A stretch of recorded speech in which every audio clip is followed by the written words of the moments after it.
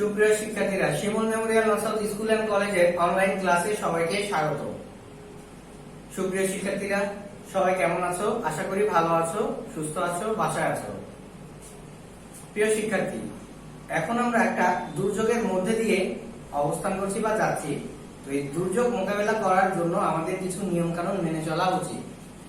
বারবার হাত ধুতে হবে, পুষ্টিকর খাবার খেতে হবে, প্রয়োজনের ছাড়া বাড়ির বাইরে না যাওয়াই ভালো। যদি বাড়ির বাইরে যাই তাহলে অবশ্যই মাস্ক পরিধান করে যাব এবং দূরত্ব বজায় রেখে একে অপরের সাথে চলাফেরা করব। সুপ্রিয় শিক্ষার্থীরা, চলো এখন তাহলে আমরা আমাদের ক্লাসে ফিরে যাই। আমি মোহাম্মদ আবু নওশাদ, সহকারী শিক্ষক, শিমুল মেমোরিয়াল নসাউথ স্কুল অ্যান্ড কলেজ। প্রিয় শিক্ষার্থী, আজকে আমাদের পাঠের বিষয় হচ্ছে ব্যাংক ও গ্রাহক, অধ্যায় দ্বাদশ। এই পাঠ শেষে শিক্ষার্থীরা যা যা শিখতে পারবে: ব্যাংক ও গ্রাহকের ধারণা বর্ণনা করতে পারবে, গ্রাহকের প্রতি ব্যাংক ও ব্যাংকের প্রতি গ্রাহকের দায়িত্ব বর্ণনা করতে পারবে, ব্যাংক হিসাবের গোপনীয়তার গুরুত্ব ব্যাখ্যা করতে পারবে। প্রিয় শিক্ষার্থীরা, তোমরা অবশ্যই খাতা কলম নিয়ে বসেছো। এখন আমরা আমাদের আলোচ্য বিষয়টা খাতায় উঠিয়ে নেব। আজকে আমাদের আলোচ্য বিষয়টা কি? ব্যাংক, গ্রাহক, গ্রাহকের প্রতি ব্যাংক ও ব্যাংকের প্রতি গ্রাহকের দায়িত্ব, হিসাবের গোপনীয়তা। প্রিয় শিক্ষার্থী, ইতিমধ্যেই আমরা বিগত ক্লাসগুলোতে জেনে নিয়েছি যে ব্যাংক কি বা ব্যাংক কাকে বলে। আজকে আরেকবার একটু আমরা জেনে নেই ব্যাংক কি। ব্যাংক হলো একটি আর্থিক প্রতিষ্ঠান যা জনগণের কাছ থেকে সুদের বিনিময়ে আমানত সংগ্রহ করে এবং মুনাফা অর্জনের নিমিত্তে তা বিনিয়োগ করে এবং চাইবা মাত্র অথবা নির্দিষ্ট সময়ান্তে সঞ্চয়কারীকে তা ফেরত দিতে বাধ্য থাকে। আমরা বিগত ক্লাসগুলোতে জেনেছিলাম যে কি ব্যাংক হচ্ছে একজনের কাছ থেকে আমানত গ্রহণ করে অপরজনকে তা ঋণ হিসেবে প্রদান করে সুদের বিনিময়ে। সেই জিনিসটাই এখানে বলা হচ্ছে। এরপরে আমরা আসি, আজকে আমরা আরেকটা নতুন জিনিস জানবো, সেটা হচ্ছে গ্রাহক। তো গ্রাহককে যিনি ব্যাংক থেকে সুবিধা গ্রহণ করে, অর্থাৎ কাস্টমার। তো এখন আমরা জানি বইয়ের ভাষায় গ্রাহক কি। গ্রাহক বলতে ওই ব্যক্তিকেই বোঝায় যিনি ব্যাংকের যে কোনো ধরনের হিসাব অথবা অন্যান্য সেবার মাধ্যমে ওই ব্যাংকের সাথে যুক্ত থাকে বা সংযুক্ত থাকে। প্রিয় শিক্ষার্থীরা, অর্থাৎ আমার সাথে ব্যাংকের যে লেনদেনটা সংগঠিত হয় সেই ক্ষেত্রে আমি ব্যাংকের একজন গ্রাহক বা কাস্টমার। প্রিয় শিক্ষার্থীরা, এরপরে আমরা আসি ব্যাংক ও গ্রাহকের মধ্যে সম্পর্ক। তাহলে ব্যাংক ও গ্রাহকের মধ্যে সম্পর্ক না হলে লেনদেন তো হবে না, তাই না?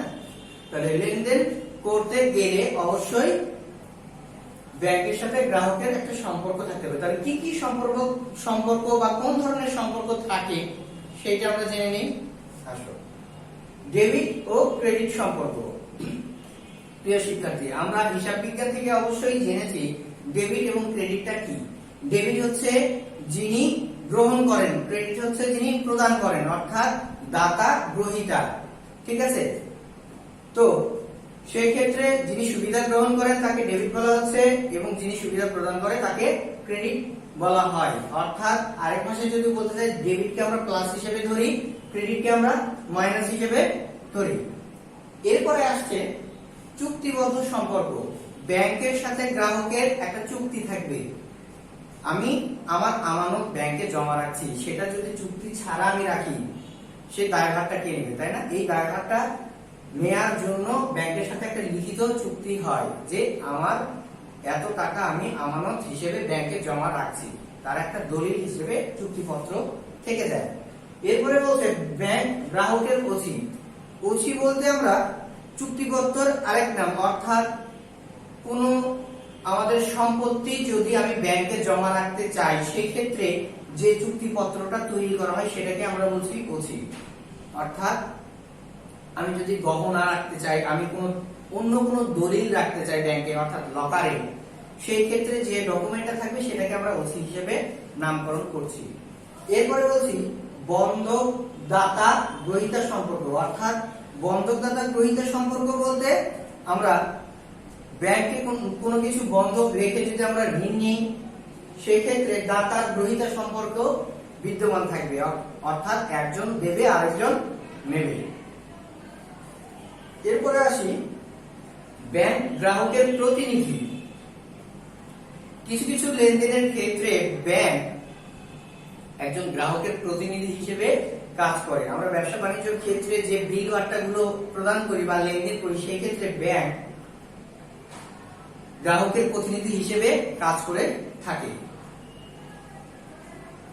এরপরে আসি গ্রাহকের প্রতি ব্যাংকের দায়িত্ব। তাহলে গ্রাহকের প্রতি ব্যাংকের কিছু দায়িত্ব থাকবে, তাই না? আমি ব্যাংকের কাস্টমার, তাহলে আমাকে সেবা প্রদান করাই তো ব্যাংকের কাজ বা উদ্দেশ্য। তাইলে কি কি ধরনের দায়িত্ব আছে সেগুলো আমরা জেনে নিই। অর্থ ফেরত, মেয়াদ শেষ হওয়ার আগে আমি চাহিদা মাত্র অথবা মেয়াদ শেষ হওয়ার পরে যে আমানতটা আমি ব্যাংকে জমা রেখেছিলাম সেই আমানতটা ব্যাংক আমাকে নির্দিষ্ট সময়ান্তে ফেরত দিয়ে দেবে। এরপরে হিসাবের গোপনীয়তা, আমাদের অ্যাকাউন্ট নাম্বার বা পাসওয়ার্ড থাকে, সেই পাসওয়ার্ডটা ব্যাংক দিয়ে দেয়, অর্থাৎ এই পাসওয়ার্ডটা ব্যাংক এবং আমার কাছে শুধুমাত্র থাকবে। সেই ক্ষেত্রে গোপনীয়তা রক্ষা করে। আমার নিজস্ব সিগনেচার প্রয়োজন হয়, আমার অ্যাকাউন্ট নাম্বার প্রয়োজন হয়, পাসওয়ার্ড প্রয়োজন হয়, সকল কিছুর মাধ্যম দিয়ে ব্যাংক তার হিসাবের গোপনীয়তা রক্ষা করে।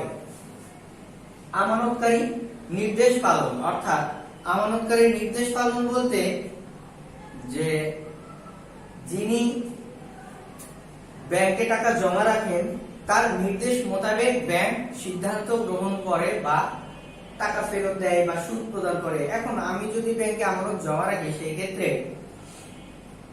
আমি যদি মনে করি আমি প্রত্যেক মাসে সুদটা নিব, তাহলে সেভাবেই ব্যাংক দিতে প্রস্তুত। আমি যদি বলি আমি 3 মাস পর পর উঠাবো, ব্যাংক সেভাবে দিতে প্রস্তুত। এই জিনিসটাকে বলা হচ্ছে যে আমানতকারীর নির্দেশ পালন, অর্থাৎ নির্দেশ মোতাবেক ব্যাংক আমাকে সেবা প্রদান করবে। এরপরে সুদের আদান প্রদান, একই রকম ভাবেই এখানে সেবা প্রদান করছে, একই সুদটাও আদান প্রদান করছে। অর্থাৎ আমি যদি ব্যাংক থেকে ঋণ নিই সেই ক্ষেত্রে আমি ব্যাংককে সুদ প্রদান করব, অথবা আমি যদি ব্যাংকে আমানত রাখি সেই ক্ষেত্রে ব্যাংক আমাকে সুদ প্রদান করবে। লোন পরিশোধের সুযোগ, আমি যদি ব্যাংক থেকে কোনো কারণে লোন নেই সেই ক্ষেত্রে লোন পরিশোধ করারও বিভিন্ন ওয়ে আছে, সেটা কিস্তিতে হোক বা এককালীন হোক, অনেক মাধ্যম আছে। এটা সব ব্যাংকের উপরে নির্ভর করে।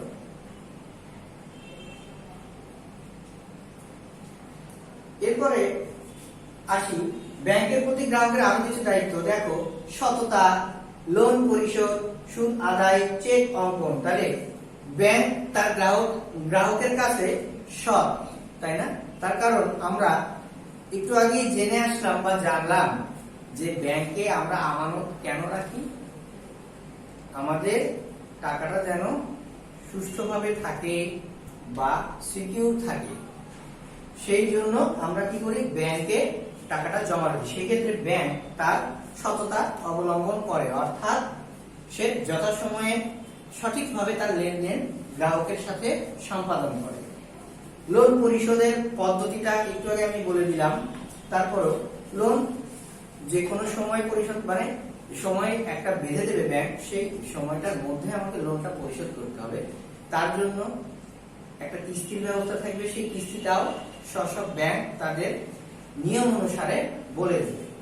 সুদ আদায়, কিভাবে সুদ আদায় করবে, চেক অঙ্কন, অর্থাৎ চেক লিখতে হয় কিভাবে সেই দিকটাও আমাদেরকে খেয়াল রাখতে হবে। অর্থাৎ চেকে ওভাররাইট করা যাবে না বা অন্য কোনো দাগ দেওয়া যাবে না, এই জিনিসগুলো খেয়াল রাখতে হবে প্রিয় শিক্ষার্থী। এরপরে আমরা আসি চেকে। তারপর এখন আমরা জানবো দাগ কাটা চেক সম্পর্কে। তো দাগ কাটা চেক কি? আমরা একটা ছবি দেখতে পাচ্ছি দাগ কাটা চেকের। অর্থ প্রাপ্তির নিশ্চয়তার জন্য চেকের বাম কোণে উপরের ভাগে সমান্তরাল দুটি রেখা অঙ্কন করে তাকে দাগ কাটা চেক বলে। অর্থাৎ উপরের দিকে সমান্তরাল দুটি কি করা হচ্ছে, রেখা অঙ্কন করা হচ্ছে, সেটাকে বলা হচ্ছে দাগ কাটা চেক। এরপরে বাহক চেক, যে চেক বহনকারী ব্যাংক থেকে নগদ অর্থ সংগ্রহ করতে পারে সেই চেককে বাহক চেক বলে। অর্থাৎ যে চেক বহনকারী ব্যাংক থেকে নগদ অর্থ সংগ্রহ করতে পারবে।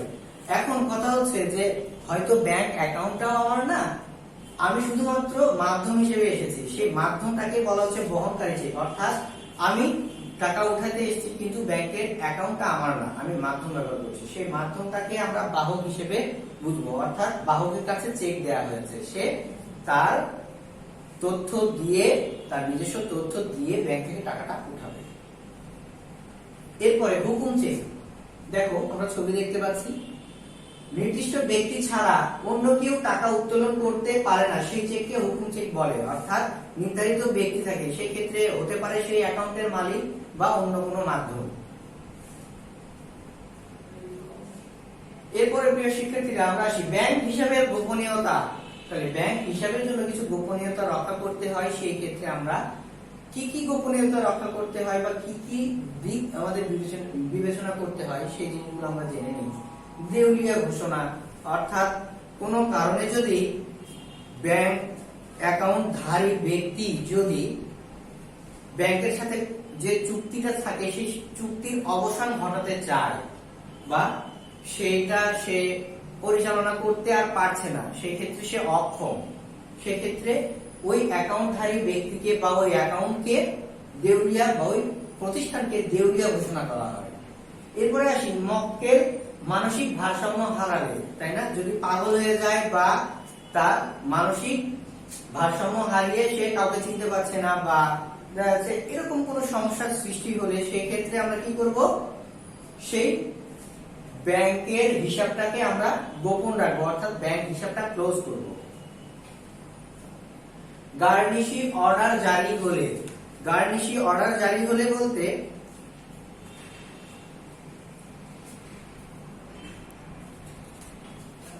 গার্নিশি অর্ডার জারি হলে, গার্নিশি অর্ডার বলতে আমরা কি বুঝি, আদালত কর্তৃক মক্কেলদের উপরে কোনো অর্ডার বা যে কোনো কারণে যদি কোনো অর্ডার জারি করা হয় সেই অনুযায়ী ওই ব্যাংক মক্কেলদের হিসাবটা সাময়িক বা সম্পূর্ণভাবে বন্ধ করার সিদ্ধান্ত নেবে। এই কাজটাকে বলা হচ্ছে গার্নিশি অর্ডার জারি। অর্থাৎ কোনো কারণে কোনো সমস্যা দেখা দিলে সেই সমস্যার ক্ষেত্র থেকে আদালত কর্তৃক যে অর্ডারটা জারি হয়, যে অর্ডার জারি করা হচ্ছে কি, যে আমার ব্যাংক অ্যাকাউন্টটা ক্লোজ করতে হবে বা বন্ধ করে রাখতে হবে, সাময়িকভাবে বন্ধ করে রাখতে হবে। এরপরে বলছে ব্যাংকের নিজস্ব সিদ্ধান্ত। ব্যাংকের কিছু নিজস্ব সিদ্ধান্ত রয়েছে, নিজস্ব নীতিমালা রয়েছে, চুক্তি রয়েছে, সেই চুক্তিবদ্ধ হয়ে আমাকে ব্যাংকের সাথে কি করতে হয়, লেনদেন করতে হয়। মক্কেলের নিজস্ব সিদ্ধান্ত, মক্কেলদেরও নিজস্ব কিছু চাহিদা থাকে, সিদ্ধান্ত থাকে, নিয়ম কানুন থাকে, যার ভিত্তিতে দুইজনের মধ্যে যখন সমতা আসবে তখনই ওই ব্যাংকের সাথে তার চুক্তিবদ্ধতা হয়ে যাবে। যুদ্ধজনিত কারণে শত্রুতা, সম্পূর্ণ জের স্থানান্তর মৃত্যুজনিত কারণে দীর্ঘকাল লেনদেন না হলে। প্রিয় শিক্ষার্থীরা, চেকের টাকা ব্যাংক কখন পরিশোধ করতে বাধ্য নয়, চেকের টাকা ব্যাংক কখনো পরিশোধ করতে বাধ্য নয়। দেখো এই জন্য চেক গ্রহণকারী চেক ইস্যুকারী নামে আদালতে মামলা করে সমুদায় টাকা আদায় করতে পারেন। যদি কোনো কারণে চেকের টাকা ব্যাংক পরিশোধ না করে সেই ক্ষেত্রে ইস্যুকারী আদালতে মামলা করে সেই চেকের টাকাটা আদায় করতে পারবে। প্রিয় শিক্ষার্থীরা, আজকে আমরা আমাদের ক্লাসের প্রায় শেষ প্রান্তে চলে এসেছি। আজকে যে পার্টগুলো আমরা শিখলাম তার ভিত্তিতে আমরা কিছু প্রশ্ন জেনে নেই। আসো সেই প্রশ্নগুলো অবশ্যই তোমরা খাতায় উঠে নেবে। ব্যাংক কি, গ্রাহক কে, দাগ কাটা চেক কাকে বলে, হুকুম চেক কাকে বলে। সুপ্রিয় শিক্ষার্থীরা,